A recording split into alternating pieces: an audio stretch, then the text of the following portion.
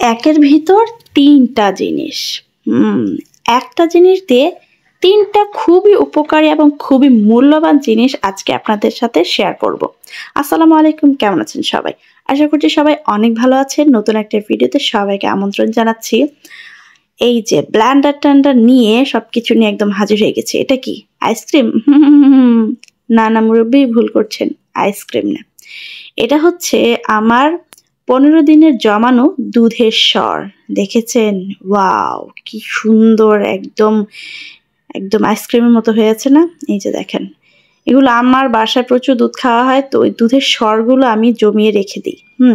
বিশেষ ইম্পর্টেন্ট গুরুত্বপূর্ণ একটা কাজ। আর এটা হচ্ছে আমাদের প্রত্যেকের বাসায় কিন্তু এই জিনিসগুলো খুবই প্রয়োজন। কি বলেন তো? এতক্ষণে নিশ্চয়ই বুঝে গেছেন। হ্যাঁ, অবশ্যই আমি ঘি বাটার তৈরি করব আজকে।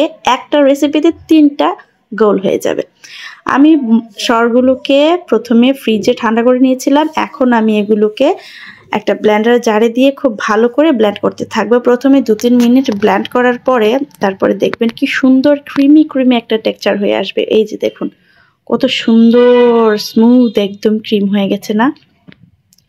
দুধের স্বর কিভাবে উঠাতে হয় সেটা কিন্তু নতুন করে দেখানোর মতো কিচ্ছু নেই। দুধের স্বর উঠাতে কোনো ঝামেলা নেই। দুধটা একটু ভালো করে জাল করে রাখলে কিছুক্ষণ কিন্তু দুধের স্বর পড়ে যায়।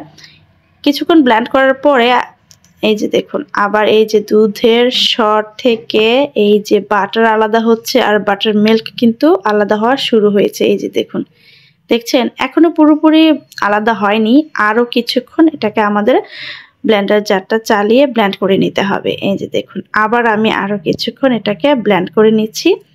ব্লেন্ড করে নিলেই একদম পুরোপুরিভাবে আমাদের বাটার আর বাটার মিল্ক আলাদা হয়ে যাবে। যে দেখুন, আরও কিছুক্ষণ আমি মিক্সি জার চালিয়ে নিয়েছি। এই যে দেখুন, একদম সব আলাদা হয়ে গেছে। এখন একটা বলে বরফ ঠান্ডা পানি নিয়েছি, নিয়ে এখন এই হাতে অল্প অল্প করে আমি বাটার মিল্ক থেকে আলাদা করে এই তো বরফ ঠান্ডা পানিতে দিয়ে দিচ্ছি। বরফ ঠান্ডা পানিতে দিলে হয় কি, বাটারটা খুব তাড়াতাড়ি জমে যায়, একদমই মেল্ট হওয়ার কোনো টেনশন থাকে না। এই যে দেখুন, সব আমি বরফ ঠান্ডা পানিতে নিয়ে নিয়েছি। এখন আমি সবগুলো একসাথে করে নিয়ে হাত দিয়ে চেপে এক্সট্রা যে বাটার মিল্ক থাকে ওটার ভিতরে, ওটা একটু চেপে পানিটা বের করে নিচ্ছি।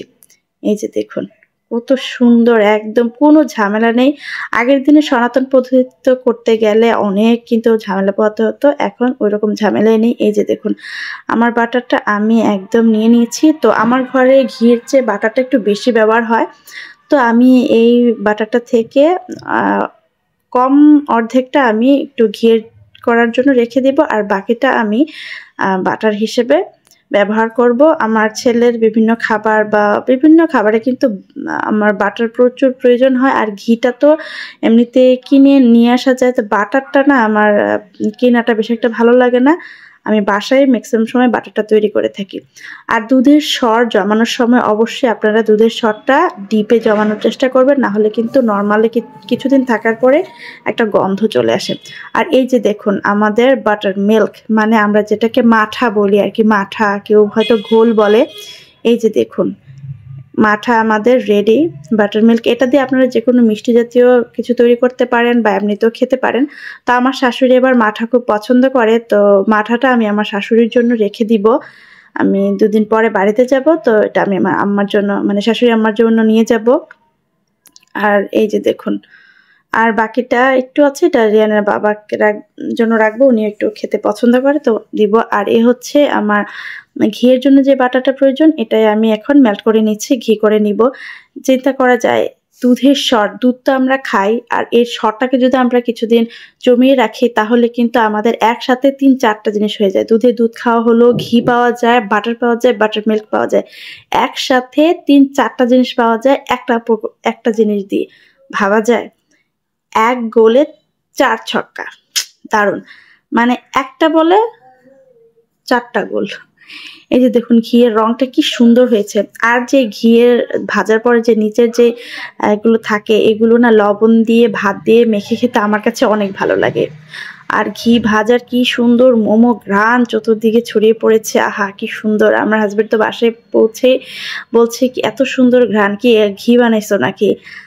আমার শাশুড়িও অনেক ঘি তৈরি করে যখন আমাদের গরু ছিল। আমাদের গরু এখন বিক্রি করা হয়েছে। তো আমরা সবসময় দুধ সংগ্রহ করি গ্রাম থেকে। তো গ্রামের দুধটা একদম হয় আর খুবই ভালো হয়। সরটাও ভালো পাওয়া যায়। সর ভালো হলে তো অবশ্যই ঘি, বাটার সবকিছু পাওয়া যায়। আর এই যে দেখুন ঘিটা কত সুন্দর দানা দানা হয়েছে। একটু জমে আসার পরে আপনাদের সাথে শেয়ার করছি। দেখছেন কি সুন্দর দানা দানা ঘি হয়েছে আর বাটারটাও একদম সেট হয়ে গেছে। এমন দানা দানা ঘি যদি পেতে চান তাহলে অবশ্যই আমার এই ভিডিওটা আপনারা ফলো করবেন। আর ভাবা যায় একটা রেসিপি মানে 3টা রেসিপি একটা দুধ দিয়ে আমরা কত কিছু করে। দুধ আসলে অনেক অনেক উপকারী।